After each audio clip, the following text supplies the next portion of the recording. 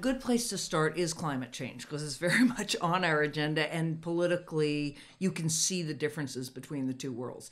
The Paris Agreement is fundamentally from the chessboard world. It does make room for non-state actors, and that's relevant, but basically, as one of the participants in negotiations recently said to me, it was really about the key governments, and this person sort of said, and it was about the U.S. government under Obama, that made this happen. And there was a lot of non-governmental organizations and corporations, but that was sort of the noise. Right. Secondary, the core was governments coming together and agreeing on a rolling set of targets. That's the chessboard view of the world, and it's important. I mean, we wouldn't have spent as much time as we have from Kyoto onward trying to get an agreement if it weren't important. But then Donald Trump pulls out of the Paris Agreement, and from a international global diplomacy point of view, that's really a tremendous blow, even though the pullout isn't effective yet.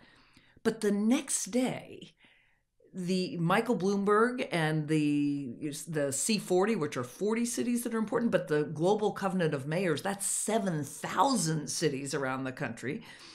Just in the U.S., you had mayors, governors, university presidents, and CEOs the next day saying, we will negotiate with the United Nations to reduce emissions. That's webcraft. That's where individuals and institutions have agency and power on the global stage to make a difference. Now, the best is you have both, because yes, governments can do things and can impose taxes and enforce obligations in ways that private actors can't. On the other hand, even the most determined government is not going to be able to convince individual actors and businesses to do all the things they may want to do on their own. So the best is to have both. In that instance, the government cut out and the network stepped up.